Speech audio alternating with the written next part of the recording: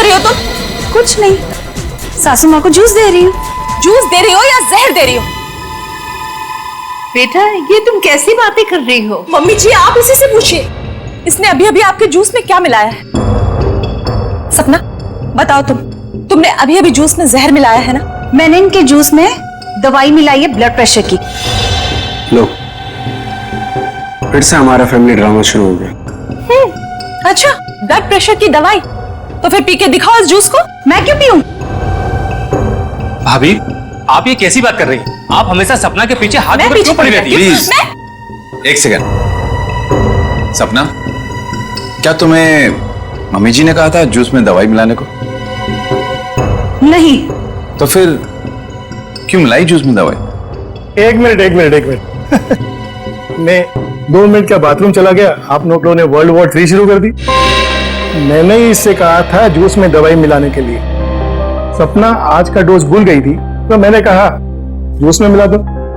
मुझे बहुत खुशी होती है ये देखकर कि मेरा परिवार मेरा कितना ख्याल रखता है, कितनी फिक्र है सबको मेरी। चलो मुझे जूस दो। I am sorry ladies and gentleman, please enjoy the party. Music please louder.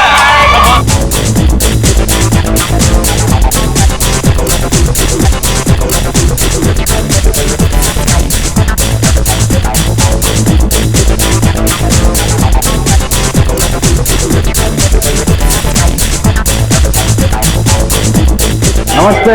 नमस्ते। महेश, कैसे हैं आप? प्रतीक जी मैं बिल्कुल ठीक हूँ, आप कैसे हैं? बस मैं ठीक। आप कुछ ले नहीं रहे हैं?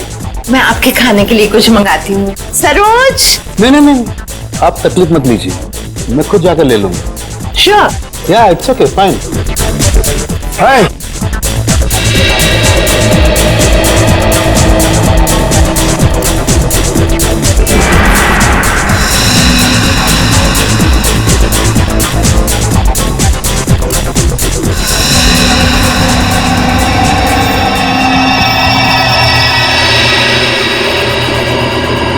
आनंद।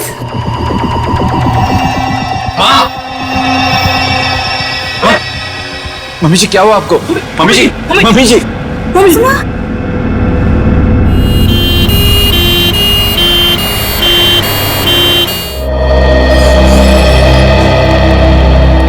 आइए सर, नमस्ते।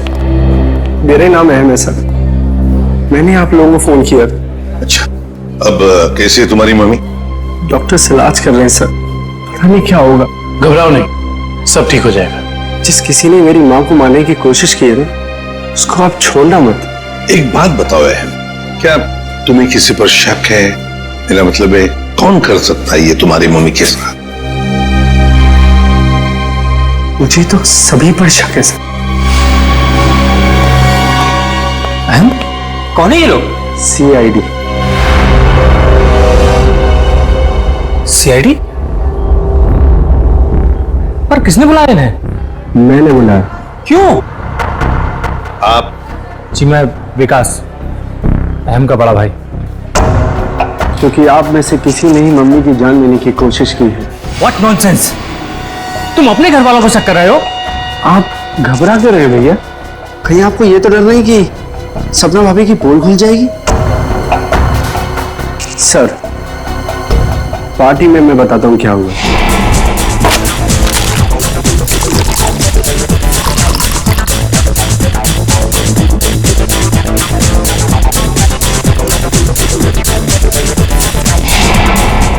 तुम्हारी सपना भाभी पर शक है तुम्हें? Yes sir.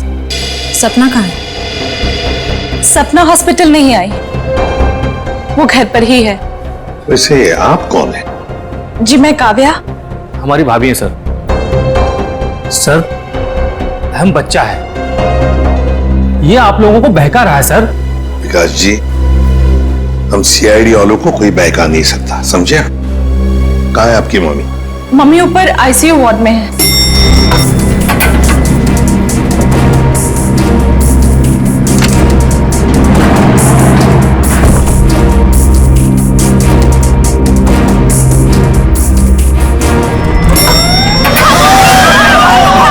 ठीक है, आग लगी है लगता है। तो लोगों को बाहर निकल, जल्दी। आइए। इधर नहीं,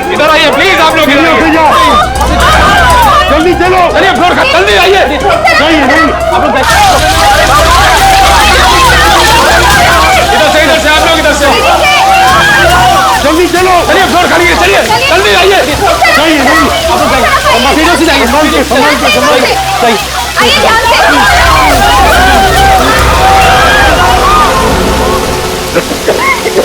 ईशान, ये कोई आग वाला धुआं नहीं है, इसकी गंदी कुछ अलग है। ये धुआं किसी और चीज का है, किसी केमिकल का।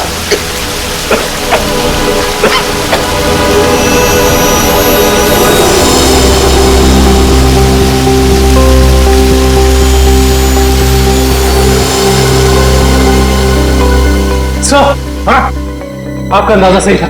ये देखिए स्मोक बॉम्ब।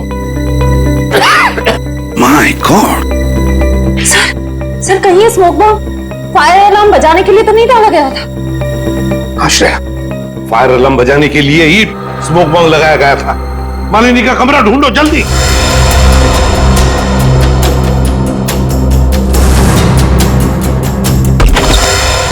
अरे बेड तो खाली है। ये मालिनी जी कहाँ चली गए होंगे? ऐसा लगता है मालिनी जी जान खतरे में है। स्टाफ को बुलाओ, हॉस्पिटल के वार्ड में से एक मरीज गायब होता है और किसे कुछ पता नहीं। वाह, हम भी क्या करते साहब, जब हॉस्पिटल में भगदड़ मची तो हम अपनी जान बचाने के लिए यहाँ से भाग गए। क्या तुम लोग जान बचाने के लिए भागे मरीज को ऐसे ही छोड़कर? शर्म नहीं आई तुम्हें? सर ये अचानक कैसे हुआ पता भी नहीं चला। हम मालिनी जी के परिवार वालों को बताने ही वाले थे कि उनकी मौत हो गई है। पर क्या उनकी मौत हो चुकी है? जी सर, इसका मतलब किसी ने मालिनी जी की लाश को गायब किया। और सर ये काम किसी हॉस्पिटल के बाहर वाले का नहीं हो सकता। सर आपसे एक रिक्वेस्ट है, ये बात आप अपने तक ही रखिएगा। अगर मीडिया वालों को मालूम पड़ा तो हमारी इज्जत और हॉस्पिटल की इज्जत मिट्टी में मिल जाएगी। सर चुप रहिए, चुप रहिए प्लीज। लाश गायब हुई है हॉस्पिटल से और आपको अपनी और इस हॉस्पिटल की इज्जत की पड़ी है। हाँ? एक बात ध्यान से सुन लो, तुम्हारे इस हॉस्पिटल का एक एक दरवाजा, एक एक खिड़की अभी इसी वक्त बंद चाहिए। मुझे एक चिड़िया तक बाहर नहीं जानी चाहिए, समझे? जी सर। सुना तुमने? जी। गो इमीडिएट। दुष्यंत, हॉस्पिटल का कोना कोना छान मारो, कहीं तो छुपा के रखी होगी मालिनी की लाश को, कहीं तो। हाँ।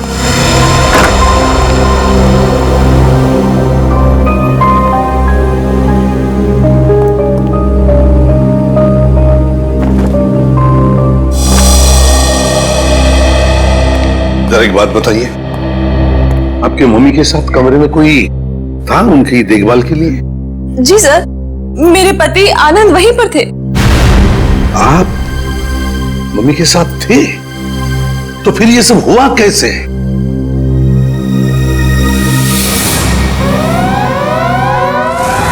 जैसे ही फायर अलार्म बजा तो मैं वार्डरूम के बाहर आया, ये देखने के लिए कि क्या माजरा है।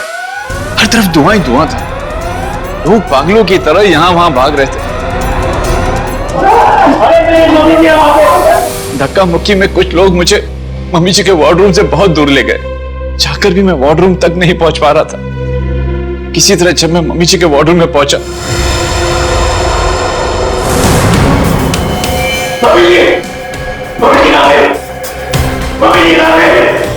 तो मम्मी जी वहां पे थी ही नहीं।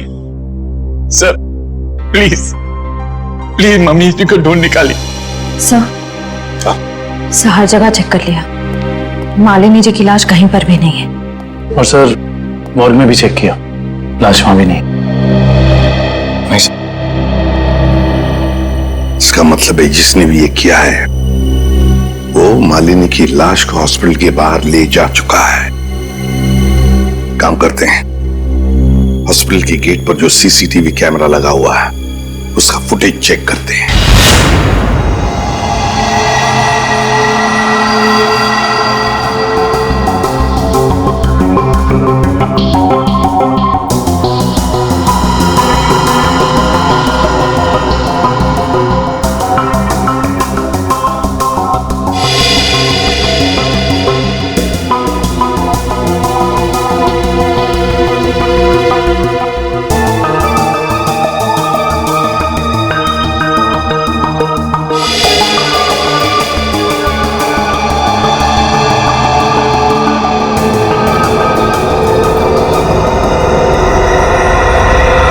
ये देखो, एक झटके में गाड़ी रिवर्स हो गई और हॉस्पिटल के बाहर भी निकल गई। जरूर मुजरिम मालिनी को इसी गाड़ी में लेकर गया होगा। एक मिनट जरा इस फुटेज को रिवाइंड कीजिए, हमें कार का नंबर चाहिए। पॉज करो, जूम इन करो। XYZ5139। सर आप सही कह रहे हैं, ये मुझे मालिनी जी को इसी गाड़ी में लेके गया होगा। हाँ निखिल, काम करो, कंट्रोल रूम में फोन करके इस गाड़ी का डिस्क्रिप्शन दे दो और उनसे कहो जहां पर भी ये गाड़ी देखे हमें इन्फॉर्म करे लोकेशन। और ये गाड़ी ये तो आग लग गई है।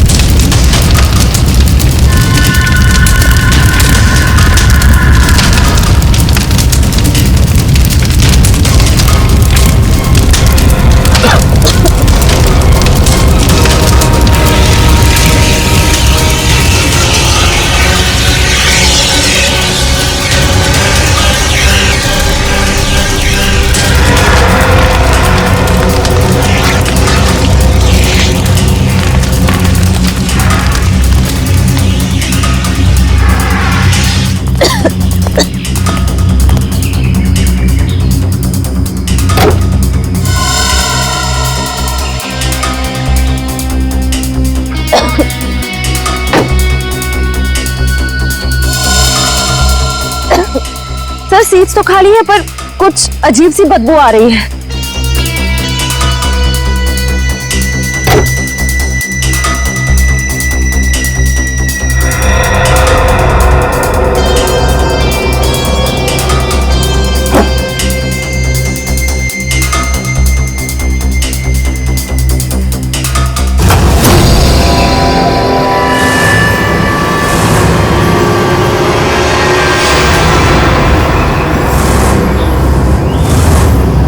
सर ये लाश तो जल चुकी है।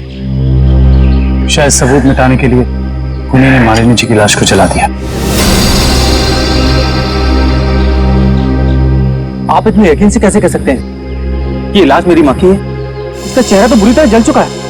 देखिए,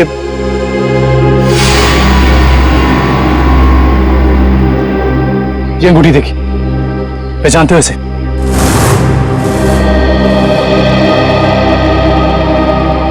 तो मेरी मां की अंगूठी।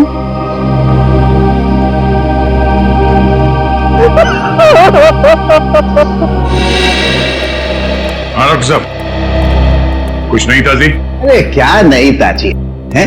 दया, लाशों से बात करना कोई आसान है क्या? और लाश भी जली हुई हो और मुश्किल हो जाती है ना। आप तो हमेशा कहते थे कि सालुंकी के लिए कोई काम मुश्किल नहीं है, वो तो नहीं दया, खूनी ये सोचता था कि लाश को जला देगा तो हमारा इन्वेस्टिगेशन शुरू होने से पहले ही अटक जाएगा, हमारी नैया बीच भंवर में अटक जाएगी। तो इस अटकी हुई नाव को बाहर निकालिए ना सर। आप कुछ ना कुछ रास्ता तो निकाल ही लेंगे आप। आपको पता है फ्रेडी आपके बारे में क्या बता रहा था?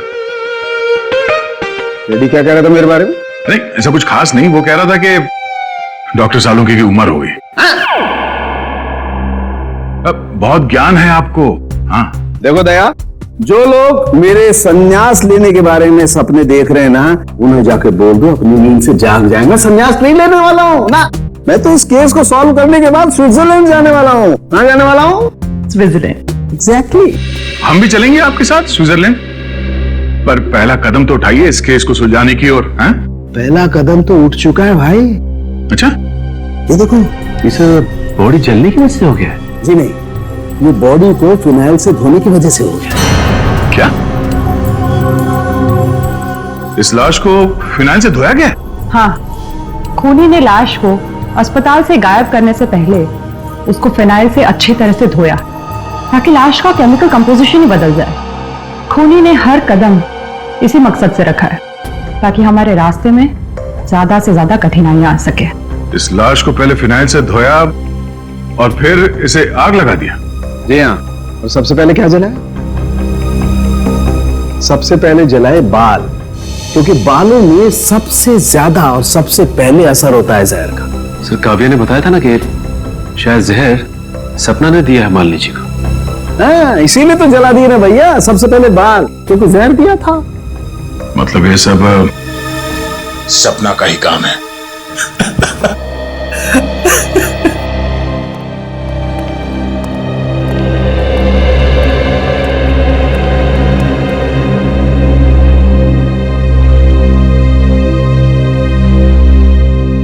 सर आप लोग कुछ पता चला माँ की मौत की वजह क्या थी?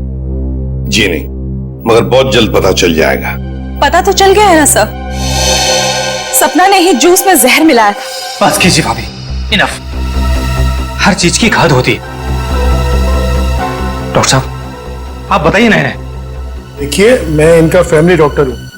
सपना ने जूस में ब्लड प्रेशर की दवाई मिलाई थी, जो मैंने ही उसे कहा था। ओह अच्छा। अच्छा एक बात बताइए, क्या लगता है आप लोगों को कौन कर सकता है ये? कौन मार सकता है आपकी माता जी को? मैं कुछ कहना चाहूँ। आप? जी सर, ये हमारे परिवार के वकील हैं, मिस्टर संजीव। संजीव जी, कहिए संजीव जी, क्या कहना चाहते हैं आप? देखिए सर, मुझे शक तो नहीं है। हाँ, मगर पार्टी के बाद मालिनी जी मेरे साथ एक मीटिंग करना चाहती थी। मालिनी जी आपके साथ मीटिंग करने वाली थी? किस सिलसिले में? अपनी वसीयत बदलने के सिलसिले में। वसीयत बदलना चाहती थी? अच्छा। मीटिंग ही नहीं हो पाई क्योंकि अचानक इनकी तबीयत खराब हो गई। अच्छा संजीव जी, ये बताइए, अभी जो वसीयत है जो मालिनी जी बदलना चाहती थी, क्या है उस वसीयत में, कुछ बता सकते हैं आप? सर, इस वक्त जो वसीयत है उसके हिसाब से आधी जायदाद मिस्टर आनंद के नाम पे है और बाकी बची हुई आधी जायदाद दोनों भाइयों के नाम पे है। वकील साहब ये बताइए कि ये जो नई वसीयत है वो क्या होने वाली थी? सर, यही तो सब डिस्कस होना था, इससे ज्यादा मैं कुछ नहीं जानता। मालिनी जी की अचानक तबीयत बिगड़ गई और मीटिंग हो नहीं पाई। दुष्यंत, पता लगाना पड़ेगा मालिनी जी अगर वसीयत बदलती तो किसका फायदा होने वाला था और किसका नुकसान। अरे आओ आओ भैया, समझो केस सॉल्व हो गया। क्या बात है सर, लगता है लाश से कोई बड़ी जानकारी निकाल ली आपने। रिया जनाब, पार्टी में मालिनी जी के कान से खून बह रहा था ना? हाँ, उसकी वजह पता चल गई आपको? जी हाँ, उसकी वजह थी दया साहब जहर। जहर जिसने ऑरल ट्रैक्ट को यानी के कान के इस हिस्से को बिल्कुल तबाह कर दिया, बर्बाद कर दिया। देखो, तो जहर की वजह से नस फट गई और कान से खून बहने लगा। और इतना ही नहीं, इनके खून में से हमें बहुत ज्यादा मात्रा में नाइट्रोजन के कंपाउंड्स भी मिले। और तो और इनकी किडनीज में से हमें बढ़ी हुई मात्रा में पोटेशियम और मैग्नीशियम मिला है। और ये सारी चीजें सिर्फ एक ही तरफ इशारा करती हैं, जहर। सर, फिर तो हमें सपना को गिरफ्तार कर लेना चाहिए। नहीं, यहीं पर कहानी में जरा सा ट्विस्ट है भैया। इनको जहर तो जरूर दिया गया था, लेकिन वो स्लो पॉइजन था, धीमा जहर, जो कोई 1.5-2 महीने से लगातार हर रोज इन्हें दिए जा रहा था। इसलिए जूस में तो जहर होने का सवाल ही नहीं होता। और ये जहर किस चीज के जरिए दिया जा रहा था? खाने पीने के साथ? यार दया, ये गुत्थी थोड़ी सी उलझी हुई है। But why fear when Sadhu case here? तुम चिंता मत करो, इस जहर से भी मैं सच उगलवा के रहूंगा। ठीक है सर, आप इस जहर से सच उगलवाइए, तब तक मालिनी के घर वालों से सच उगलवाते हैं।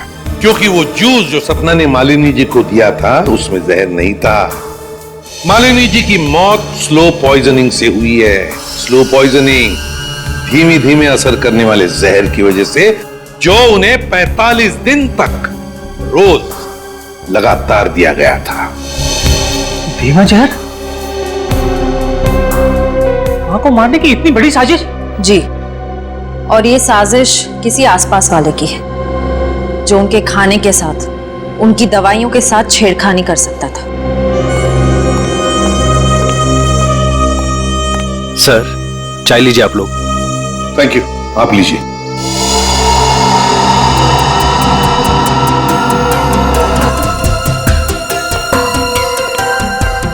एक मिनट, मैं पी लूं।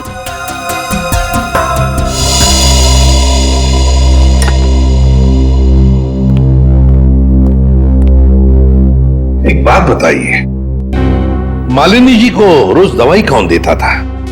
सर उन्हें दवाइयां सपना ही दिया करती थी। अच्छा। हाँ, मैं ही उन्हें दवाइयाँ दिया करती थी, पर कभी कभार सासू माँ अपनी दवाइयाँ खुद लिया करती थी, कभी आयुर्वेदिक की तो कभी न्यूरोपैथिक की। तो सपना जी, आपके कहने का मतलब ये है कि जहर शायद मालिनी जी की खुद की ली हुई दवाओं में था? मैं नहीं जानती कि जहर किस चीज में था, मैं तो सिर्फ आपको उनकी आदतों के बारे में बता रही हूँ। चलो ठीक है, हमें वो दवाइयाँ देखनी है। चलिए सर, मैं आपको माँ का कमरा दिखाता हूँ। चलिए।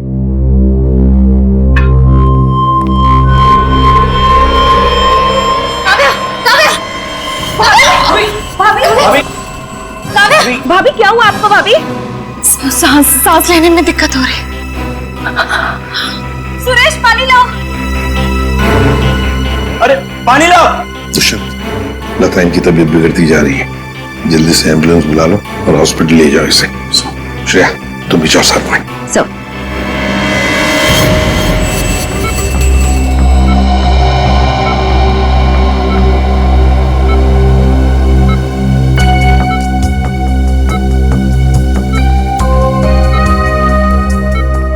जी डॉक्टर साहब, कैसी तबीयत है काव्या की और हुआ क्या है इन्हें? फिलहाल तो हम इनके बेहोशी की वजह समझने की कोशिश कर रहे हैं, बट डोंट वरी, खतरे का कोई निशान दिखाई नहीं दे रहा, इन्हें जल्दी होश आ जाना चाहिए। Thank God. वैसे भी सासू माँ के मौत के सदमे के बाद हम उभर नहीं पाए, कम से कम काव्या भाभी को कुछ नहीं होना चाहिए। डॉक्टर साहब, इन्हें जैसी होश है हमें बता दीजिएगा। या श्योर। Thank you.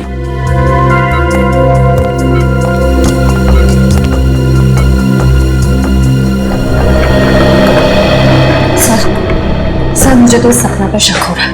वहाँ पार्टी में काव्या के साथ झगड़ा कर रहे थे और यहाँ इसे काव्या की इतनी परवाह हो रही है। और श्रेया होना उस चाय में कुछ था जिसे पीते ही काव्या बेहोश हो गई। सर चाय तो मैंने भी पी थी, थैंक गॉड मुझे कुछ नहीं हुआ। Are you sure Pankaj? Sure मतलब सर? मतलब चक्कर वक्कर तो नहीं आ रहे ना तुम्हें? चक्कर नहीं सर, चक्कर नहीं आ रहे, मगर पेट में कुछ गड़बड़ लग रही है सर। पेट में गड़बड़ लग रही है, गर्मी हो रही है, कहीं से वो तो नहीं हो गया? पंकज, और अगर तुम्हें सीरियसली कुछ हो भी गया है तो हम हॉस्पिटल में ही है ना। अजीब बात है, ये काव्या का पति आनंद अभी तक आया नहीं। पंकज, उसका नंबर ट्राई करो।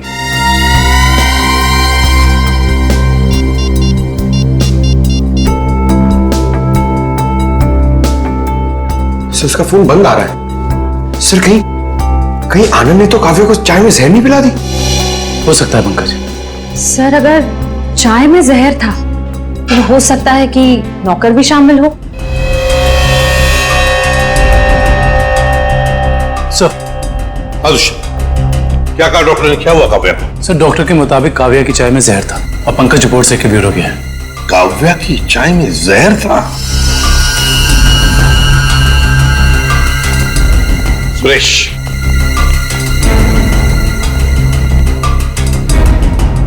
तो बताओ सुरेश, चाय में जहर कहां से आया? चाय में जहर कहां से आया? मैंने कहा था जहर डालने के लिए, ना मैंने डाला सर। सब पता चल जाएगा। एक बात बताओ, जब तुम चाय लेकर आए थे तो चाय कहीं पर रख दी थी और कुछ दूसरे काम के लिए गए थे? हाँ साहब, याद आया। मैं सुबह जब चाय लेकर आ रहा था तो आनंद साहब ने मुझे कुछ खाने के लिए लेकर आने को कहा। अरे सुरेश, सिर्फ चाय? कुछ नाश्ता भी ले जाओ, कल रात से किसी ने कुछ भी नहीं खाया। जाओ। जी साहब।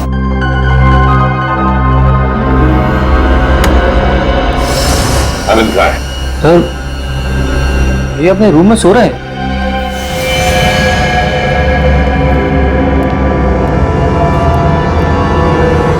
कहाँ है आनंद? आनंद तो ही नहीं कमरे। पता नहीं सर, अभी तो भैया यहीं सो रहे थे। फोन करके बुलाओ।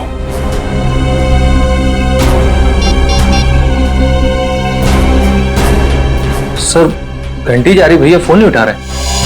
घंटी बज रही है पर भैया फोन नहीं उठा रहे हैं। सर जब सुरेश चाय लेके आया था सर बिस्किट तो था ही नहीं। और तो और सर जब चाय आई तो वहां पे आनंद भी नहीं था, तो आनंद को पता कैसे चला कि कौन सा कप किसके हिस्से में जाने वाला है? हाँ वाकई आनंद तो वहां था ही नहीं चाय पीने के लिए। जब ये सुरेश सबके लिए चाय लेकर आया था तो सारे के सारे चाय के कप एक जैसे ही थे। उसमें एक मग था, मग बड़ा सा, जो काव्या ने उठाया था। तो हो सकता है वो काव्या का खास मग हो जिसमें वो हर बार चाय या कॉफी पीती हो। हाँ सर। और ये बात आनंद को मालूम थी। हेलो एसीपी साहब, मैं डॉक्टर सुमित। हाँ डॉक्टर सुमित बोलिए। एसीपी साहब आप जल्दी चले जाइएगा, मुझे आपको कोई जरूरी बात बतानी है। क्या हुआ डॉक्टर सुमित? ये काव्या तो ठीक है ना? हाँ वो ठीक है, मैं आपको फोन में नहीं बता सकता, आप यहाँ जल्दी चले जाइएगा।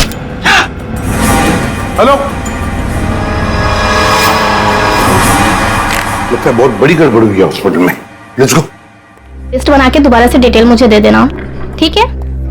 बाकी सब मैं देख लूंगी। डॉक्टर सुमित कहाँ मिलेंगे? सर उन्हें तो आईसीयू में भर्ती किया है। डॉक्टर सुमित को आईसीयू में भर्ती किया है? क्यों? सर एक बहुत बड़ा हादसा हो गया।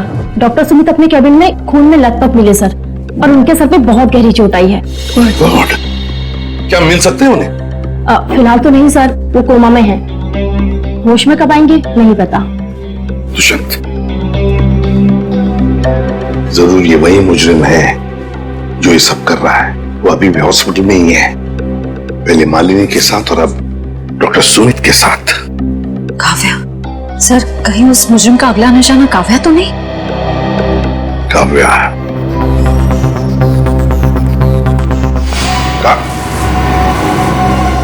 काव्या कहाँ चली गई सर? कहीं काव्या को भी तो गायब नहीं किया उसने? श्रेया, ये जो भी कोई है, अगर इसने काव्या को भी गायब किया तो वो हॉस्पिटल के मेन गेट से ही बाहर जा सकता है। और सर शायद डॉक्टर सुमित को भी उस खूनी के बारे में पता चल गया होगा, इसलिए उन पर भी हमला हुआ।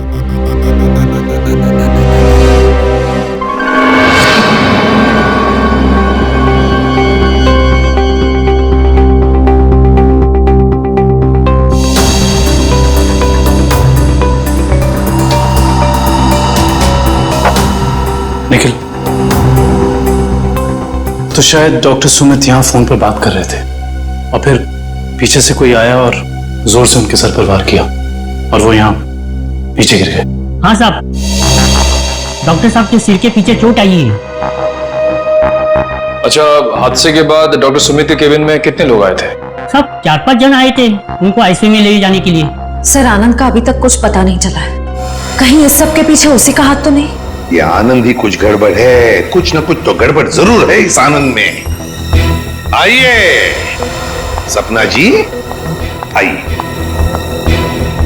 कहाँ गई थी आप? वो मैं काव्या की रिपोर्ट्स लेने गई थी गैस्ट्रोलॉजिस्ट डिपार्टमेंट के पास। क्या हुआ? वहां से एक रिपोर्ट लाने में इतना वक्त? लाइन बहुत लंबी थी, मगर क्यों? क्या बात है? काव्या कहाँ है? काव्या गायब है, समझिए आप? क्या? सर ये ब्लड सैंपल्स तो ले लिए, लेकिन सर क्योंकि बाकी लोग डॉक्टर साहब के कैबिन के अंदर चले गए थे, इसलिए सारे जरूरी सबूत मिट गए। और यहाँ पे काव्या गायब है ना दुष्यंत?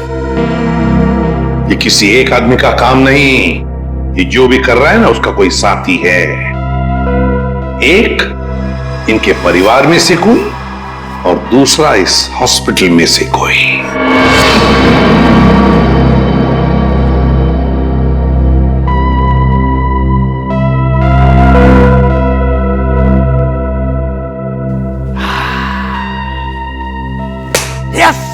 Yes, eureka!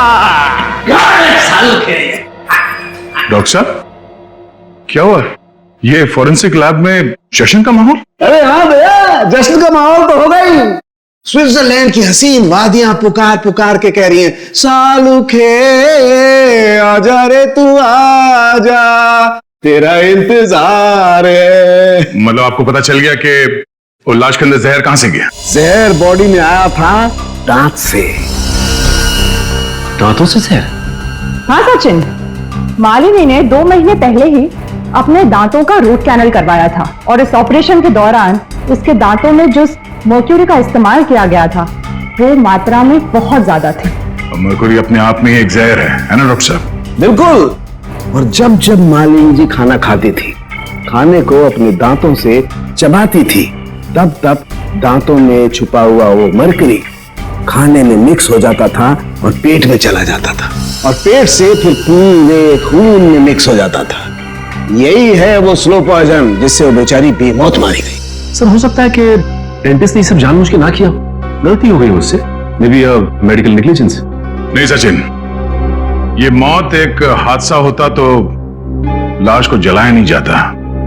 जिस किसी ने डेंटिस्ट ने भी ये किया है, जानबूझ के किया है। वकील साहब, जैसा कि आप जानते हैं कि हमारी माँ अपनी वसीयत बदलवाना चाहती थी। जी हाँ। मगर वो ऐसा कर नहीं सकी। तो ऐसी स्थिति में क्या हमारा बंटवारा पुरानी वसीयत के हिसाब से होगा? दरअसल बात यह है कि मैं और आपकी माताजी। वकील साहब आप, डॉक्टर साहब आप भी? मैं तो सिर्फ ये पूछने आया था कि क्या आपकी माताजी ने कभी अपने दांतों का इलाज करवाया था 1.5-2 महीने पहले? नहीं सर, उन्होंने कभी मुझे तो नहीं, उन्होंने कभी हमें इस बारे में कुछ नहीं बताया। डॉक्टर साहब आप तो फैमिली डॉक्टर हैं, आपको तो पता होगा। मुझे भी कभी उन्होंने इस बारे में कुछ नहीं कहा। दुष्यंत, काम करो, घर की अच्छी तरह से तलाशी लो, शायद कुछ मिल जाएगा। और निखिल, घर में जितने भी नौकर हैं सबको ऊपर बुलाओ, लेकर आओ। एक बात बताओ, क्या तुम में से कोई जानता है कि मालिनी जी ने अपने दांत का इलाज करवाया था किसी दांत के डॉक्टर के पास 1.5-2 महीने पहले? सब एक दिन अचानक मालकिन के दांतों में दर्द हुआ तो उनका ड्राइवर उन्हें डेंटिस्ट के पास लेकर गया था।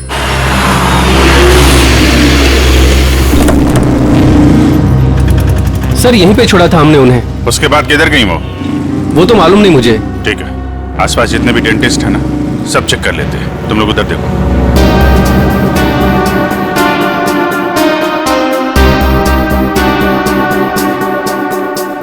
हम लोग सीआईडी से।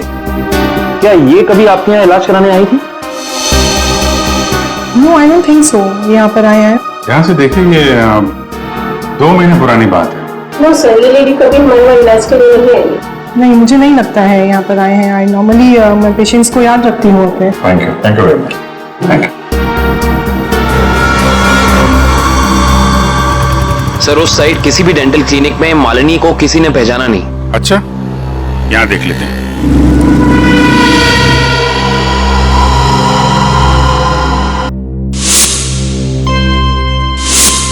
सीआईडी वाले आ गए। तुम्हें मालूम है ना तुम्हें क्या करना चाहिए?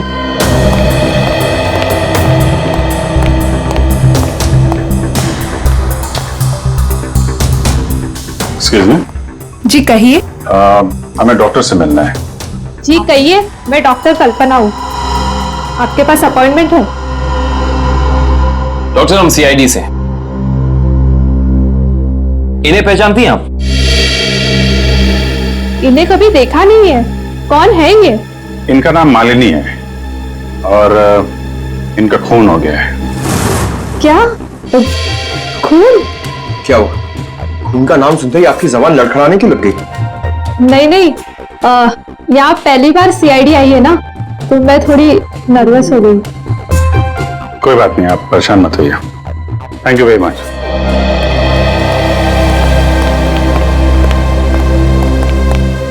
अरे सर, आप लोग अभी तो आज इतनी जल्दी जा रहे हैं? डॉक्टर प्रतीक ने ठीक से इलाज नहीं किया क्या? डॉक्टर प्रतीक? यहाँ तो कोई लेडी डॉक्टर है ना? No no, no lady, no lady, only gents, only gents, doctor Pratik. अच्छा अच्छा।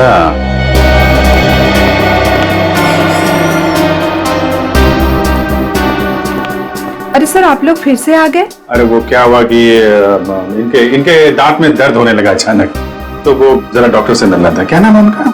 डॉक्टर कल्पना। हाँ जी, 1 मिनट। हेलो।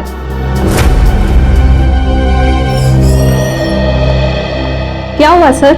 मेरे दांत में बहुत दर्द है, मगर मुझे एक जेंट्स डॉक्टर चाहिए। लेडीज डॉक्टर में वो शर्म आती है। नहीं नहीं, या तो मैं ही हूँ। लेकिन दीवार पे तो डॉक्टर प्रतीक का सर्टिफिकेट लटका हुआ है। ये नाम तो किसी लेडी का नहीं हो सकता ना? चेक कर लेते हैं एक बार। सर कहाँ जा रहे हो आप? डॉक्टर प्रतीक। डॉक्टर प्रतीक,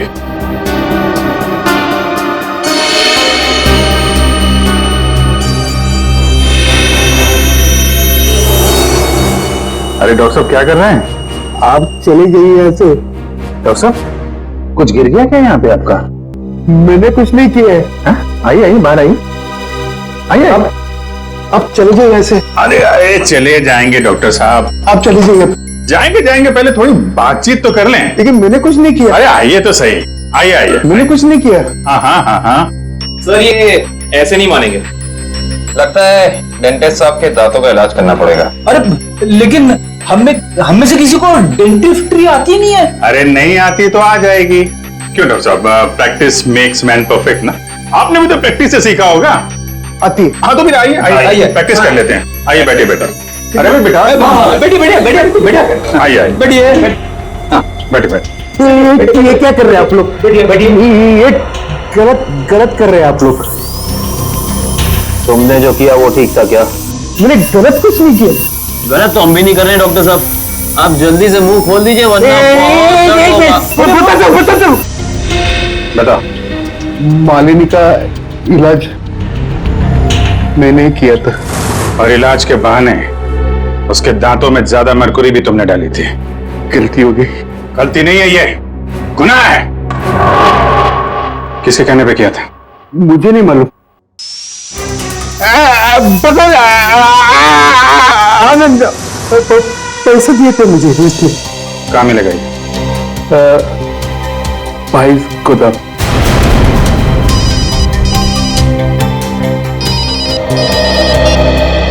हाँ डॉक्टर साहब के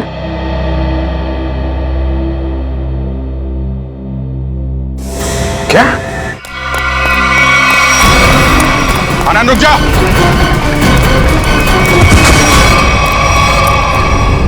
देखो आसपास, इसने काव्य को कहां छुपा रखा है?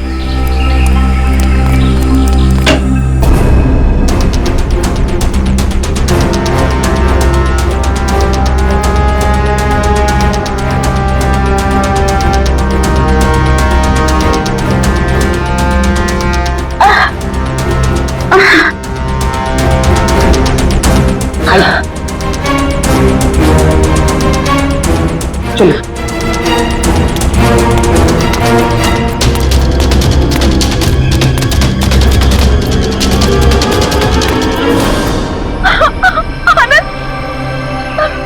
ये क्या किया आप सबने? मेरे पति को मार डाला। आनंद बुझो। सर, इनके प्यार को तो देखकर ऐसा लगता है कि अगर इन्हें ऑप्शन दिया जाए तो ये मर जाए और इनका हस्बैंड जिंदा हो जाए तो वो ऑप्शन जरूर ले लेंगी। क्यों नहीं सर, ये तो एक भारतीय नारी का फर्ज है ना। पर अफसोस मेरे पति खुद ही मुझे जिंदा नहीं देखना चाहते थे। ये तो भगवान का शुक्र है कि मेरी चाय में जहर थोड़ा कम था, वरना आज आपको यहाँ मेरी लाश मिलती।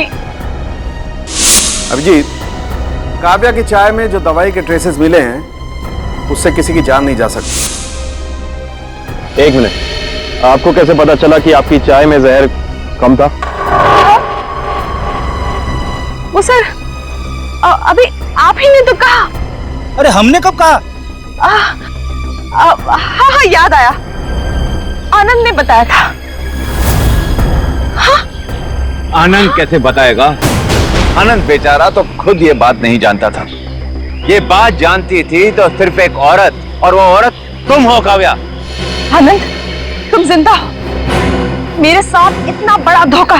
क्या करें, लोहे को लोहा काटता है, उसी तरह धोखेबाज का एक ही इलाज है, धोखा। जब डॉक्टर प्रतीक ने हमें बताया कि आनंद 22 गोदाम में मिलेगा,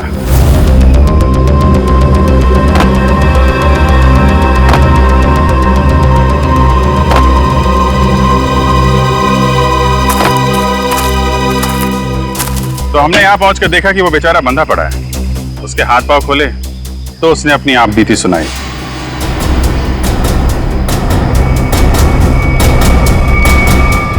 किसने किया ये सब? है जी सर, मेरी बीवी काव्या ने किया सर। हाँ, कहीं कहीं छुपी हुई है।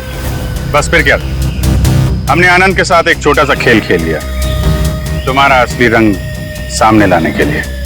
तो ये सब ड्रामा था, लेकिन असली ड्रामा तो अब शुरू होगा। पीछे मुड़ के देखो।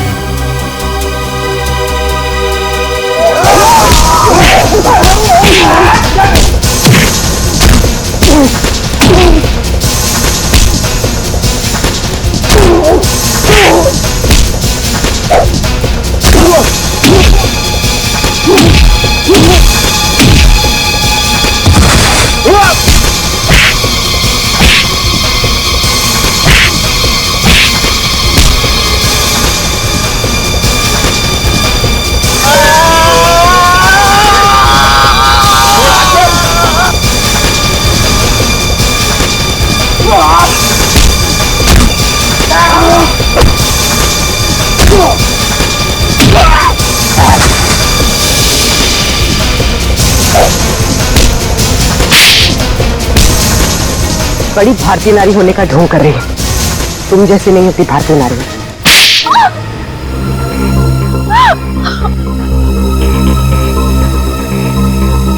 सासू माँ ने आधी जायदाद आनंद के नाम कर दी थी, और आनंद अपने भाइयों से बहुत प्यार करता था, तो वो अपनी जायदाद का हिस्सा भी अपने भाइयों को देना चाहता था। और ये बात आपको बहुत खटकती थी, क्यों? मुझे पता था सर, मुझे पता था कि वो सासू माँ पे दबाव डालेगा वसीयत बदलने के लिए। इसलिए तुमने उन्हें डॉक्टर प्रतीक के पास भेजा, उनकी दांत की तकलीफ का फायदा उठाकर, ताकि इससे पहले कि वो अपनी वसीयत बदले उनकी मौत हो जाए। हाँ सर, और मैंने प्रतीक से कहा अगर वो पकड़ा जाए तो मेरा नहीं आनंद का नाम ले, ताकि आपके सास यानी मालिनी जी के खून के जुर्म में आनंद यानी आपका पति फंस जाए, जिससे 25 करोड़ की आधी जायदाद आपकी हो जाए। हॉस्पिटल में डॉक्टर सुमित तुम्हारी सच्चाई जान गए थे, इसलिए उन पे भी हमला किया तुमने। मैं क्या करती सर, उसने मुझे फोन पे बात करते हुए सुन लिया था। अब बारी है खेल के दूसरे पड़ाव की, जिसमें हम दुनिया को ये दिखाएंगे कि मेरे पति परमेश्वर यानी कि मिस्टर आनंद कुमार ने अपनी ही पत्नी को अगवा कर लिया। तो डॉक्टर सुमित को कोमा में पहुंचा दिया, अपने पति की किडनैपिंग की और मालिनी जी का खून कर दिया। दौलत की भूख मिटाने के लिए इतने सारे जुर्म किए तुमने, लेकिन सजा सिर्फ एक ही मिलेगी, फांसी।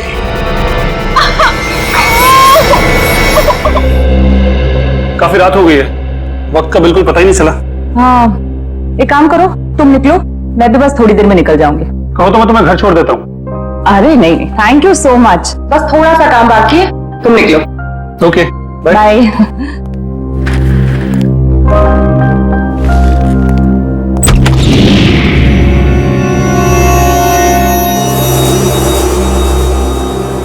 ठीक है, क्या है ये वैभव? ये कोई दरवाजे पे एनवलप छोड़ के गया है? बाहर इतनी रात को? ठीक है, तुम निकलो, मैं देखती हूँ। Okay, bye bye. इसमें कुछ लिखा भी नहीं है।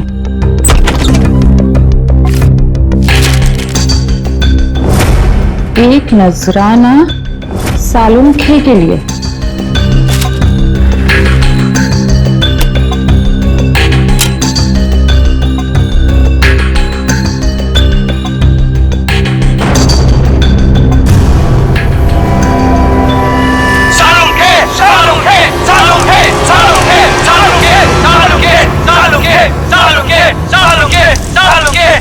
सबका सालुंखे सर के साथ क्या लेना देना है? तो दोस्तों, जिस घड़ी का आपको इंतजार था वो घड़ी अब आ गई। अब दिल थाम कर बैठिए, कुछ ही पल में आप ये दुर्लभ मम्मी देख पाएंगे। ये मम्मी हमें बड़ी मुश्किल से मिली है, इसे हमने इजिप्ट से मंगाया है और ये हमारे म्यूजियम के लिए बड़े गर्व की बात है। ये दुर्लभ मम्मी सिर्फ और सिर्फ यहां है और इस दुर्लभ मम्मी को यहां तक पहुंचाने का सारा श्रेय जाता है मिस्टर हबीब को। जिन्होंने इस 2000 साल पुरानी मम्मी को हमारे म्यूजियम तक पहुंचाया है।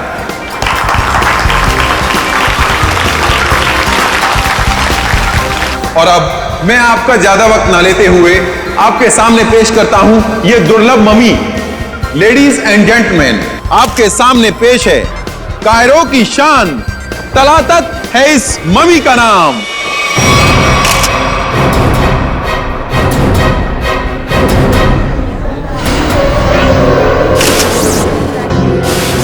अंदर देखो, ये किसने लिख दिया?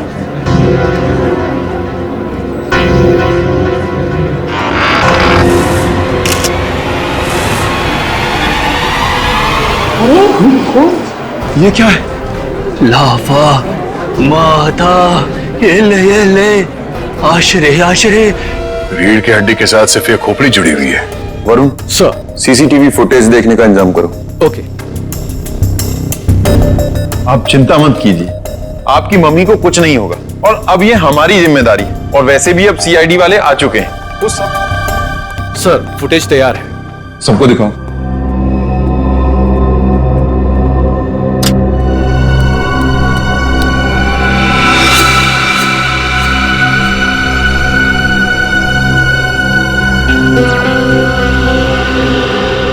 ये क्या? ये फुटेज ब्लैंक क्यों हो गया?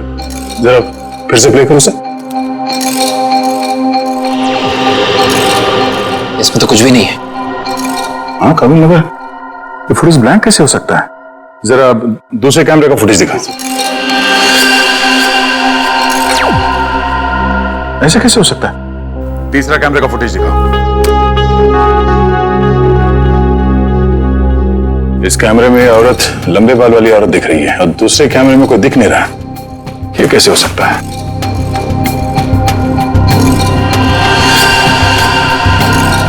एक कैमरे में दिखी और दूसरे में गायब।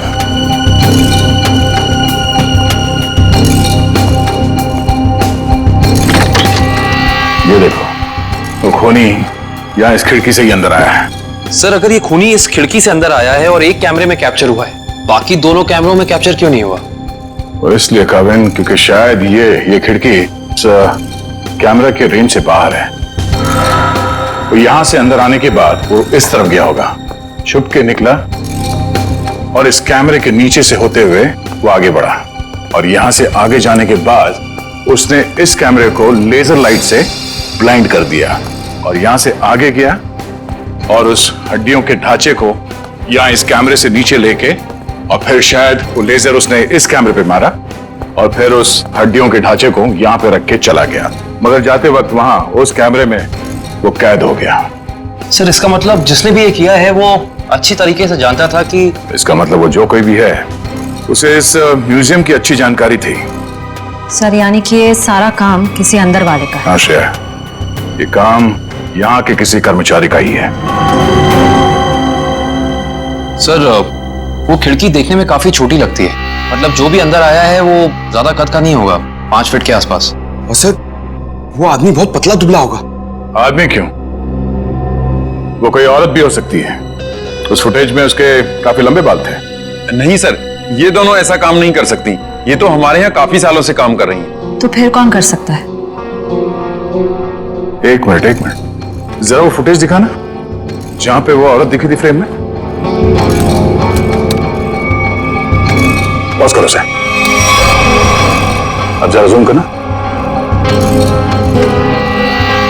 इस औरत के तो साइड लॉक्स है। सर, ये लड़कियों का कोई नया फैशन है? नहीं पंकज, ये कोई औरत नहीं है। औरत के भेष में कोई आदमी घूम रहा है। औरत के भेष में आदमी? मिस्टर विजय सर, आपके स्टाफ में कोई ऐसा है जो इस वक्त यहाँ पे मौजूद नहीं है? हाँ सर, एक कर्मचारी था जो टूर गाइड का काम करता था। हाँ, मतलब अभी कहाँ है? सर, वो 2 हफ्ते पहले म्यूजियम का कुछ सामान चुराते हुए रंगे हाथों पकड़ा गया। अनिल नाम था उसका। हाँ सर, अनिल की कदकाठी ऐसी है कि वो इस खिड़की से आ जा सकता है। और एक म्यूजियम को एक टूर गाइड से बेहतर कौन जान सकता है? इस अनिल से मिलता है। ये देखिए सर, एक नजराना सालुखे के लिए। सर, इसमें ना एक जलती हुई गाड़ी दिखाई है। कुछ लोग अपना मुंह छुपाए खड़े हैं। क्या हुआ बॉस, कोई सवाल नहीं पूछाते? खामोश है सबके सब।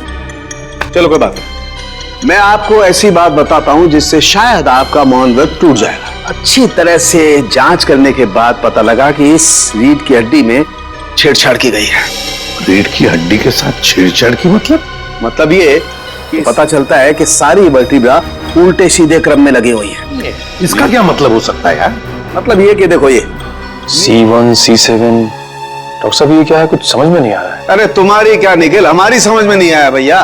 बहुत खोपड़ी लगाई तब पता चला है। किसी ने बड़ी होशियारी से, बड़ी सावधानी से ये हर वर्टिब्रा को उल्टा सीधा क्रम में लगाया है। और जिसने भी ये किया है ना सारुण के, किसी खास मकसद से ही किया है ये, खास मकसद से। और एक बात, जिस किसी ने भी ये किया है ना बॉस, उसे मानव शरीर की और मानव की हड्डियों के ढांचे की बड़ी अच्छी जानकारी है। सर ये सब करने के लिए कोई इतनी तकलीफ क्यों उठाएगा?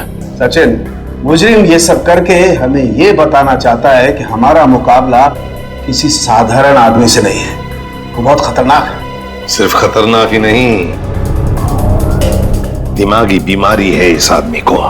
सिर्फ इतना ही नहीं सर, इन हड्डियों पे जो खून लगा हुआ है, टेस्ट करने के बाद पता चला कि वो किसी एक इंसान का नहीं है, बल्कि 3 अलग अलग लोगों का है। क्या मतलब सर? इससे इस सिरफिरे को पकड़ लेंगे तब, लेकिन जिंदा।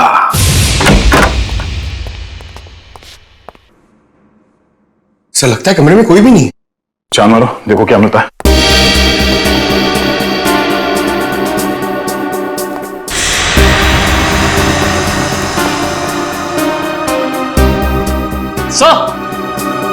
सर ये देखिए, अनिल सर जिंदा है, मगर सांसें बहुत धीमी चल रही हैं इसकी। पंकज, एम्बुलेंस को फोन करो जल्दी।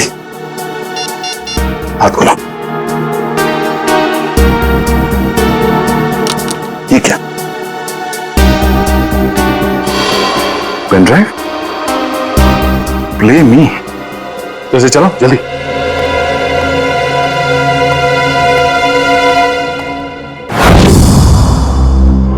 मैं जानता हूं कि मेरा यह संदेशा तुम तक जरूर पहुंचेगा। मैंने सुना है कि तुम दुनिया के एक प्रसिद्ध फॉरेंसिक विशेषज्ञ हो और मुश्किल से मुश्किल केस को चुटकी बजाते ही हल कर लेते हो। मैं ऐसा नहीं मानता। मेरी नजरों में तुम सिर्फ एक आम इंसान हो और अब मैं आ गया हूं और बहुत जल्द दुनिया के सामने तुम्हारी असलियत ला कर रख दूंगा। सालुम के, मैंने 3 आदमियों को बंदी बनाकर रखा है। अब उनकी जिंदगी तुम्हारे हाथों में है। तुम चाहो तो उन्हें बचा सकते हो। तुम्हारे पास जो रीढ़ की हड्डी है उसके जरिए उन तक पहुंच सकते हो, लेकिन तुम्हारे पास सिर्फ और सिर्फ 6 घंटे हैं। तो दिखाओ अपनी काबिलियत, और अगर तुम उन 3 लोगों को नहीं बचा सके तो उनकी मौत की जिम्मेदार होगे तुम, और तुम्हारा समय शुरू होता है अब।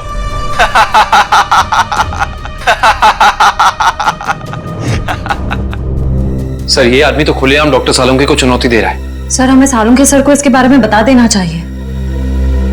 सर हमारे पास सिर्फ 6 घंटे।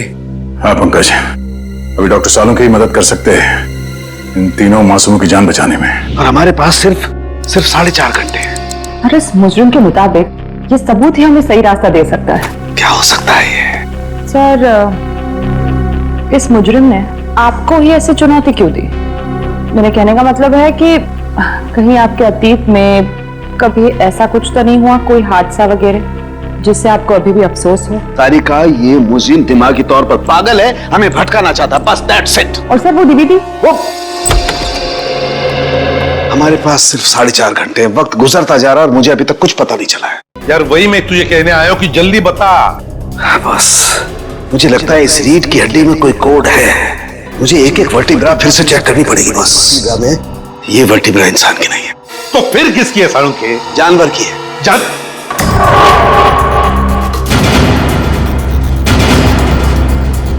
यार तू क्या कह रहा है? बस थोड़े से टेस्ट और करने पड़ेंगे, लेकिन एक बात कंफर्म है, ये वर्टिब्रा किसी जानवर की, और जानवर में भी ये वर्टिब्रा कुत्ते की है। कुत्ते की। कुत्ते का वर्टिब्रा? हाँ बस इन वर्टिब्रे में फंसे रहे हैं और हमारा ध्यान इस कुत्ते की रीढ़ की हड्डी पर न जाए। एक बात और बॉस। क्या? इस हड्डी को देख करके लगता है कि ये हड्डी किसी बड़ी नस्ल के कुत्ते की हड्डी है। बड़ी नस्ल के कुत्ते की रीढ़ की हड्डी? तो फिर सचिन पता लगाना पड़ेगा ऐसे कौन कौन से डॉग ब्रीडर्स हैं जो बड़े नस्ल के कुत्ते ब्रीड करते हैं और किन किन लोगों ने कुत्ते पाले हैं। तो चल गया? Okay, thank you sir. क्या कहा सारुण ने? सर कुत्ते की नस्ल का पता लगा लिया उन्होंने। ये वैल्यून नस्ल का कुत्ता है सर। वैल्यून नस्ल का कुत्ता? हाँ सर, माफ कीजिएगा आप लोगों को इंतजार करना पड़ा। बताइए मैं आपके लिए क्या कर सकता हूँ? हमें कोई परेशानी नहीं हुई, आप सिर्फ इतना मुझे बताइए कि क्या आप वैल्यून नस्ल के कुत्ते बेचते हैं? हाँ सर, ये बड़े दुर्लभ और बड़े आकार का कुत्ता है। हम इसे बाहर से मंगवाते हैं अपने कुछ खास ग्राहकों के लिए। तब तो ये आसानी से बता सकते हैं आपके इस नस्ल के अब तक कितने कुत्ते बेचे आप? हाँ सर,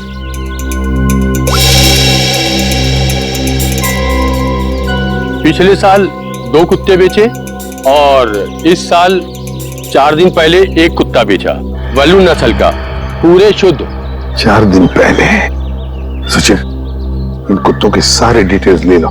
सर, हाँ, अनिल को होश आ गया है। उसने बताया उससे जो कुछ भी कराया गया जबरदस्ती करवाया गया है। तो फिर उसने खूनी को तो देखा होगा ना? नहीं सर, उसने खूनी को नहीं देखा। डैम इट, हमारे पास सिर्फ 3.5 घंटे। चलो जल्दी।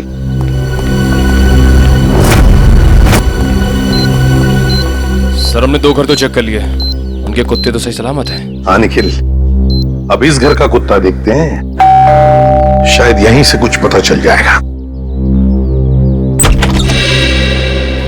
जी, किससे मिलना है? जी हम लोग सीआईडी से। आपके पास वैल्यून नस्ल का कुत्ता है ना? जी हाँ। हम उसे देखना चाहते हैं। अंदर आइए। रेक्स ने कुछ किया है क्या? अरे नहीं नहीं, आपके कुत्ते ने कुछ नहीं किया है, बस हम उसे देखना चाहते हैं। जरा बुलाइए ना आपके रेक्स को। सर वो क्या है कि हमारा नौकर उसको घुमाने के लिए लेकर गया है, बस अभी आता ही होगा। सर बैठिए ना प्लीज। नहीं नहीं, थैंक यू। सर इसका मतलब ये कुत्ता भी बिल्कुल ठीक ठाक है?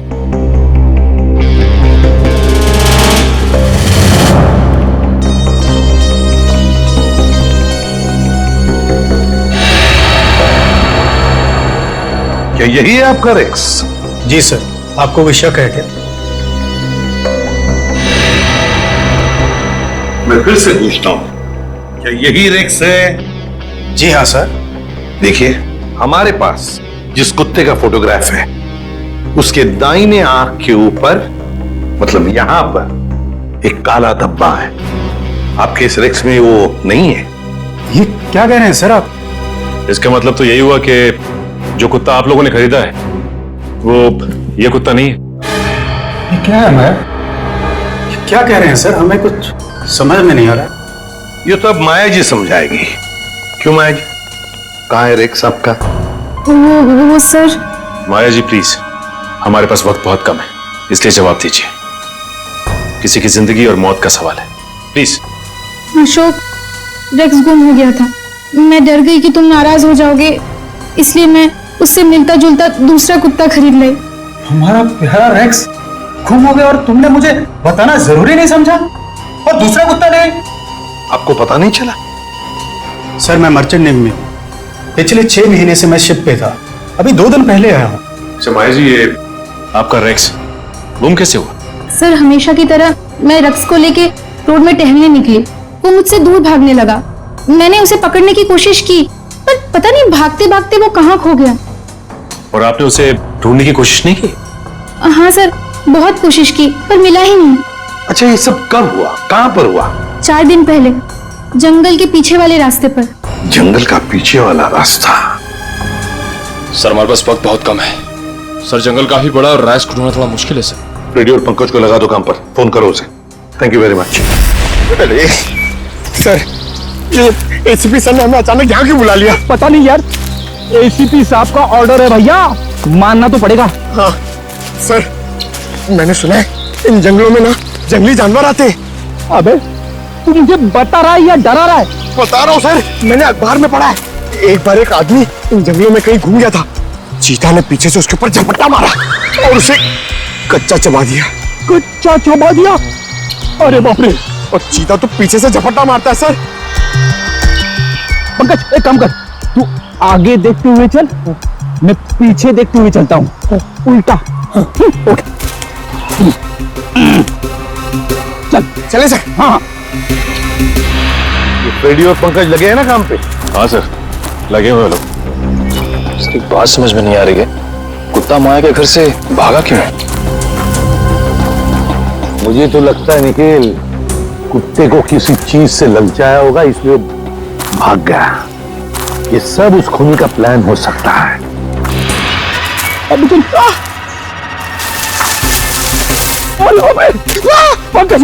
वहां झाड़ियों में कुछ है।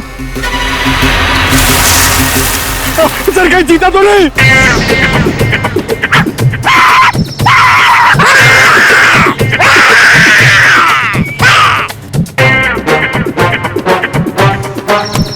भाग गया सर, चीता भाग गया।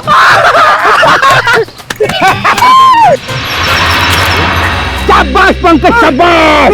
तुमने मुझसे कुछ नहीं सीखा। नहीं, मगर एक बात जरूर सीख ली, बहादुरी की। बहादुरी? सर, मैंने तो आपकी बहादुरी कभी नहीं देखी। अबे मैं बहादुर था मैं, शादी से पहले, मगर शादी के बाद तो सर, एक चीता कहीं फिर से तो नहीं आ गया? अरे बोले, अब क्या करें? आपको तेज में चलना आता है? नहीं, पंकज भाग भाग भाग भाग, भाग।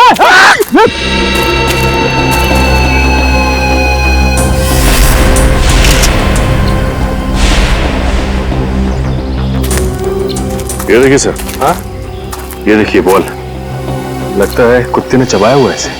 ये क्या? कुत्ते के दांत के निशान भी तो है। इसका मतलब है वो लोग इसी दिशा में गए हैं, क्योंकि हड्डियां हमें वहां पर मिली और ये बॉल यहां पर। उसी तरह होगा, वो देखते हैं।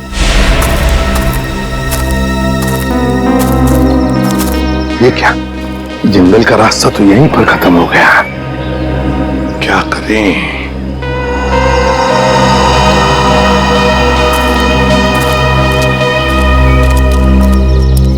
अरे भैया सुनो, देखो हम लोग सीआईडी से। घबराओ मत, सिर्फ पूछताछ करने आए हैं। एक बात बताओ, 4 दिन पहले क्या तुमने यहाँ पर किसी बड़े नस्ल के कुत्ते को देखा है? सफेद रंग का कुत्ता, उसके शरीर पर काले काले धब्बे थे, बड़ा खूबसूरत सा कुत्ता था। ये कुत्ता क्या सब, यहाँ तो दिन में बहुत सारे कुत्ते घूमते हैं।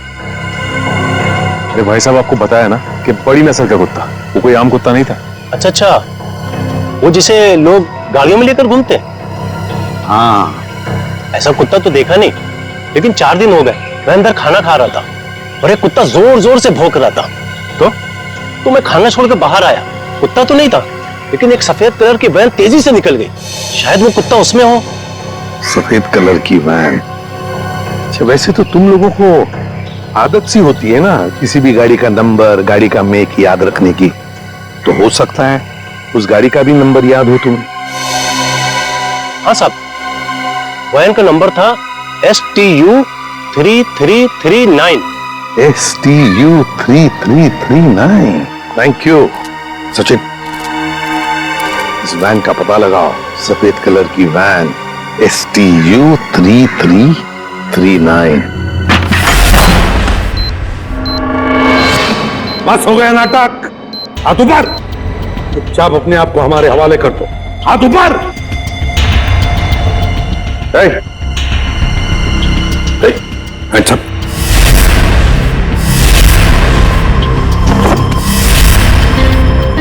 डमी? सर, एक खूनी हमारे साथ अजीब खेल खेल रहा है। हाँ, समझ।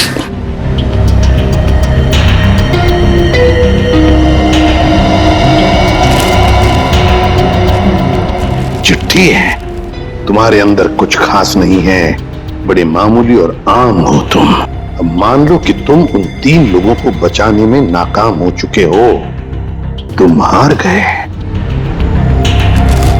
अच्छा सर, ये कोई सन की है।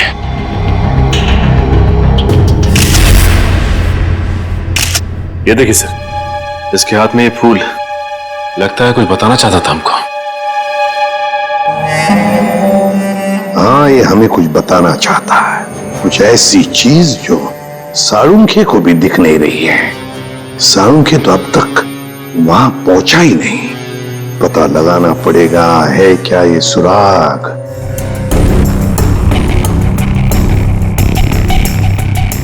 ये दांत तो प्लास्टर ऑफ पेरिस का लगता है। तारिका जरा पानी लाओ।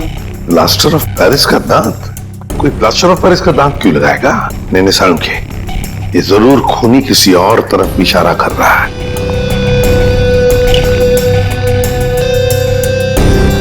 अच्छा सालुंखे साहब, ये आपके प्रोफेशन में ये प्लास्टर ऑफ पेरिस कहाँ इस्तेमाल होता है? सचिन, प्लास्टर ऑफ पेरिस अक्सर मेडिकल कॉलेजेस में। Medical college? ये फूल बस, इस तरीके का फूल मेरे टाइम में मेरे कॉलेज में कुछ बदमाश छात्र अपनी पहचान के लिए छोड़ जाते थे। तो इसका एक ही मतलब हो सकता है सारुण के, मेरे कॉलेज की तरफ। सर, मैं आपसे जिस डीवीडी के बारे में बात कर रही थी ना, उसके वीडियो में लोगों ने जो कपड़े पहने हैं उन पे भी ठीक ऐसे ही फूल का प्रिंट बना हुआ है। किस वीडियो के बारे में बात कर रही हो तारिका?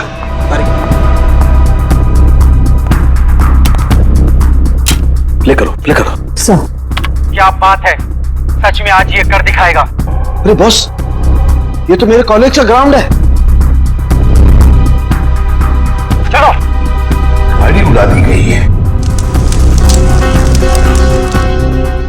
सालुंखे, सालुंखे, सालुंखे, सालुंखे, सालुंखे, सालुंखे, सालुंखे, सालुंखे, सालुंखे, सालुंखे। और वहां पर जितने भी लोग हैं सब तेरा ही नाम ले रहे हैं। सालुंखे, सालुंखे, सालुंखे। फिर इस वीडियो के बारे में पहले क्यों नहीं बताया तूने हमें? ये क्या चक्कर है सारुंखे? बॉस, कॉलेज में एक घटना के दौरान डीन की कार जला दी गई थी, लेकिन इसमें मेरा कोई लेना देना नहीं है। ऐसा तू कहता है ना सारुंखे, लेकिन खूनी सोचता है कि तेरा ही हाथ है इसके पीछे, इसलिए वो तेरे पीछे पड़ा है। नहीं सारुंखे, तेरा कुछ ना कुछ तो संबंध जरूर है इस केस से। My God, plaster of Paris का दांत लगाना, उस डमी के पास उस फूल का छोड़ जाना। My God. बॉस, ये मुझे अपने कॉलेज की तरफ बुला रहा है। मतलब सर, इन तीनों विक्टिम्स को भी इसी कॉलेज में रखा गया होगा। हाँ, सिर्फ 30 मिनट बाकी है, तेरे मेडिकल कॉलेज में जाना होगा।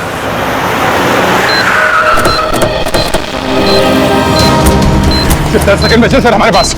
सर, वो तीनों मिलेंगे क्या? उस तरफ हो गए, उस तरफ।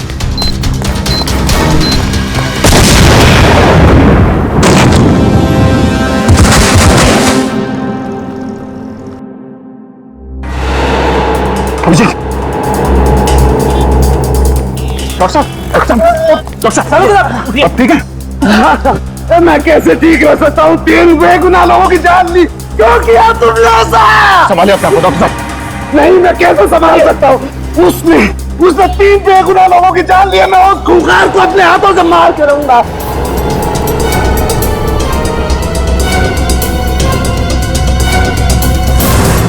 सारुंखे, वक्त बहुत कम है हमारे पास। 3 लोगों की जानें चली गई इस आदमी की वजह से, और तू ऐसे हताश बैठा। तो क्या करूं बॉस, ये मेरी गलती थी। मेरी वजह से 3 मासूमों की जान गई और मैं कुछ नहीं कर पाया। बॉस, मैं फेल हो गया।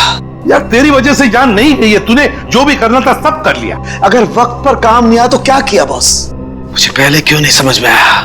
वो फूल, वो पीओपी का दांत, वो डीवीडी, पहले क्यों नहीं समझा? ये इशारा आया। सर, आप अपने आप को क्यों दोषी मान रहे हैं? जो भी हुआ उसमें आपकी क्या गलती थी? मेरी क्या गलती? बस, क्या फायदा मेरे एक्सपीरियंस का, मेरे अनुभव का? क्या फायदा जब मासूमों की जान मेरी आंखों के सामने चली जाए? क्या फायदा? क्या बात करता है तू सारुंखे? अरे सारुंखे उस इंसान का नाम है जो कभी हारना नहीं जानता। जहां पर कुछ भी नहीं है उसमें से कुछ ना कुछ तो ढूंढता ही है। हाँ सर, जब उम्मीद की एक भी किरण दिखाई नहीं देती, उस वक्त भी आप ऐसा कुछ ढूंढ निकालते कि हम लोग आसानी से केस सॉल्व कर लेते, मुजरिमों को पकड़ लेते। Yes, eureka! जहर बॉडी में आया था दांत से, लेकिन सचिन आज मुजरिम जीत गया। सीआईडी की ड्यूटी के दौरान जो कुछ भी हमने आपसे सीखा है, आपका जोश, आपका हौसला, सर आप कभी हार नहीं मान सकते। हाँ सर। देखता क्या है, सोचता क्या है? उठ, लग जा काम पे। बस, मैं तुमसे वादा करता हूं, ये सालुखे तुमसे वादा करता है, मैं उस खूनी को छोड़ूंगा नहीं। मैं उससे उसके अंजाम तक पहुंचा करके रहूंगा बॉस। Yes, yes. ये हुई ना बात। सारुंखे कभी हिम्मत नहीं हारता, आप देखना। यूं सुराग मिलेगा सारुंखे, यूं सुराग मिलेगा। मेरे साथ तुम लोगों का साथ है, सालुखे हार सकता नहीं। मैं जरूर उसे उसके अंजाम तक पहुंचा के रहूंगा।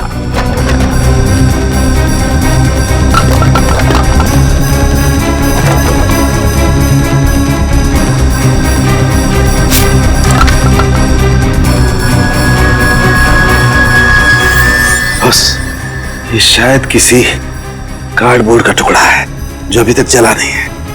ये हिस्सा कुछ अजीब तरीके से उभरा हुआ है। हाँ यार, कुछ तो है उसके नीचे। अरे क्या काम करो, इसे साफ करो जल्दी। मैं कहता हूँ सारुण के जरूर कोई सुराग मिलेगा हमें। बिल्कुल बॉस, हम उस खूनी तक पहुंच करके रहेंगे।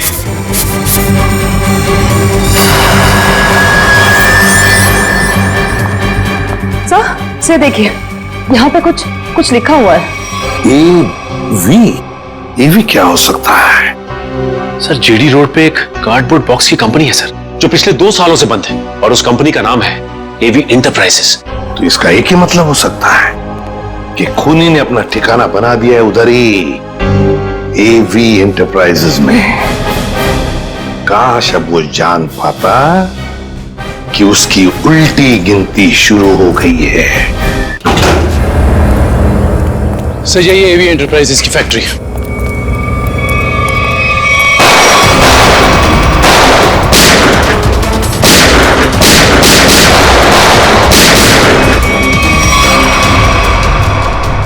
क्या बात है, अभी तो हमारा स्वागत गोलियों से हो रहा था, अभी एकदम सन्नाटा। सर, लगता है कोई नई चाल चलने वाला है।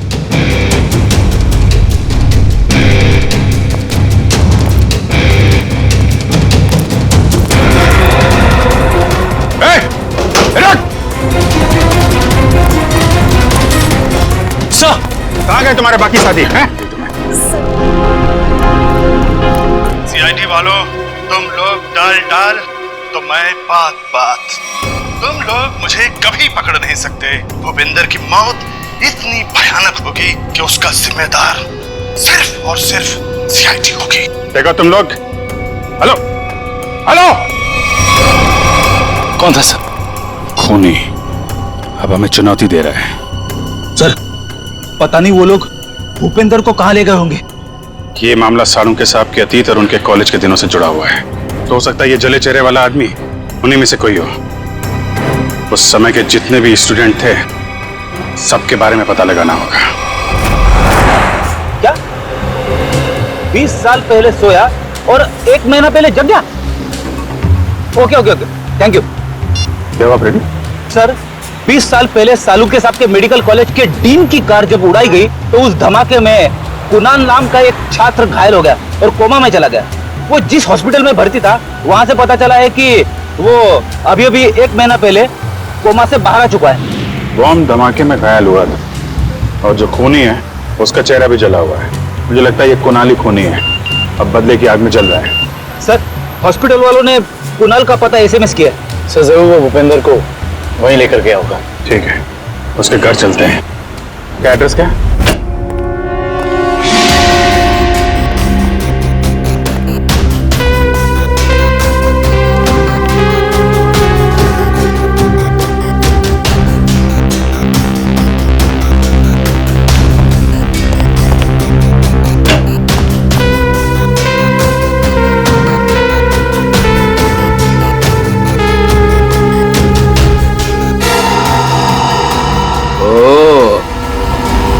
तो यहाँ छुप के खड़ा है। बाहर आ जाओ कुणाल, तुम्हारा खेल खत्म हो चुका है। बाहर आओ। अरे तुम मेरे पीछे कैसे आ गए? अरे आप, मुझे लगा कुणाल मेरे पीछे आ गया।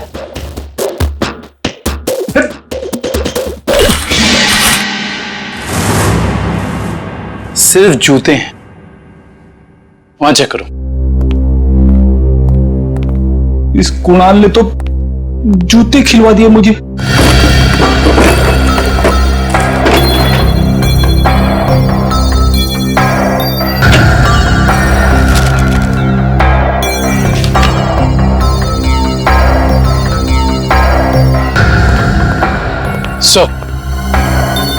यहाँ कोई नहीं है।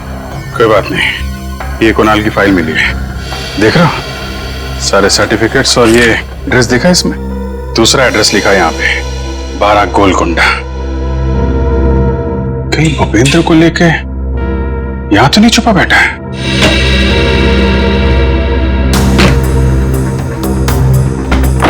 ब्यूरो में फोन करो, ये एड्रेस भेजो, उनको बोलो पता लगाएं इसके बारे में।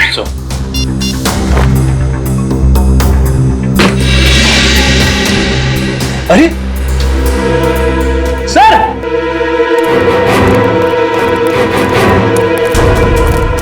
क्या वो फ्रेडी?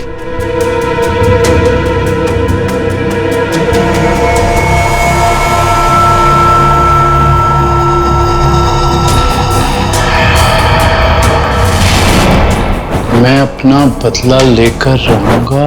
जिसने भी मुझसे मेरा कीमती वक्त छीना है, मैं उसकी जिंदगी छीनूंगा। जो दर्द मुझे मिला है वो दर्द मैं बराबर लौटाऊंगा। मैं तुम लोगों पर ऐसा दाग लगाऊंगा जिससे सिर्फ तुम्हारी मौत ही मिटा सकेगी। मुझे किसी भी कीमत पर अपना बदला पूरा करना है। काफी तैयारी कर रखी है इसने बदला लेने की। सर, सर ये फोटो देखिए सर। सर इसमें सालुंखे सर की भी फोटो। और सर उन 3 विक्टिम्स की भी फोटोज हैं। ये फोटो तो अभी हाल के ही लग रहे हैं। बिल्कुल सर, ये सारी फोटोज इस केस की जांच के दौरान ली गई हैं। ये तो माया के घर का फोटो है। ये कुणाल हम पे जासूसी कर रहा है क्या? जासूसों के ऊपर जासूसी? जहां जहां हम जा रहे हैं हमारा पीछा कर रहा है। इस बार आएगा, वापस नहीं जाएगा।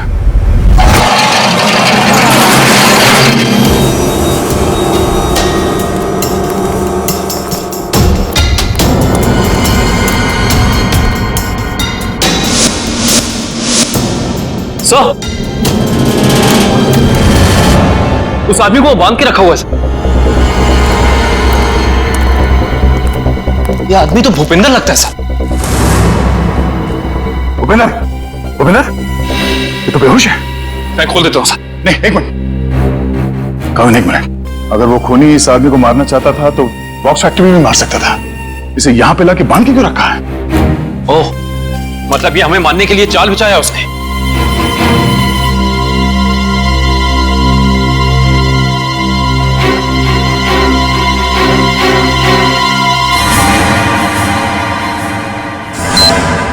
ओह नो, मौत का जाल यहां बिछा के रखा। खोलो इसे जल्दी।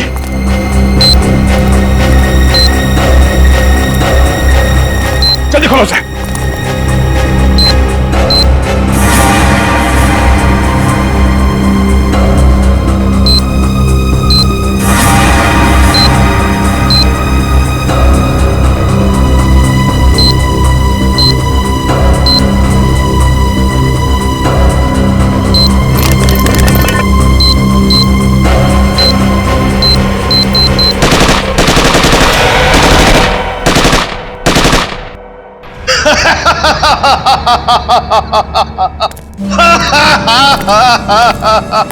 मुझसे बेहतर कोई भी नहीं हो सकता, कोई भी नहीं।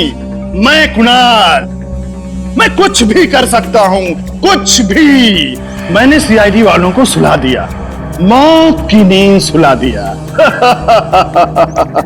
अब दुनिया में इसके बाद कोई भी अमन और शांति का जिम्मा अपने कंधे पर नहीं उठाएगा। अभी एक को सबक सिखाना बाकी है। सालुंखे, अब तुम्हारी बारी है, तुम्हारी बारी है। अब तेरी बारी है कुणाल। तुम लोग जिंदा कैसे हो सकते हो?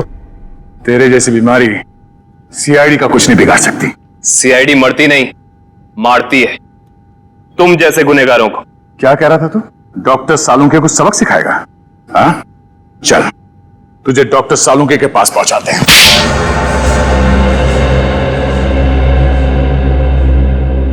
क्यों मारा मासूम लोगों को तुमने? वो मासूम नहीं है, वो अपराधी है, मेरे अपराधी। मैं उन सब लोगों को मार देना चाहता था जिन्होंने मेरी जिंदगी बर्बाद करने में कोई कसर नहीं छोड़ी। मैंने क्या बिगाड़ा था तुम्हारा? मेरी जिंदगी बर्बाद करने में तुम्हारा बहुत बड़ा हाथ था सालुंखे।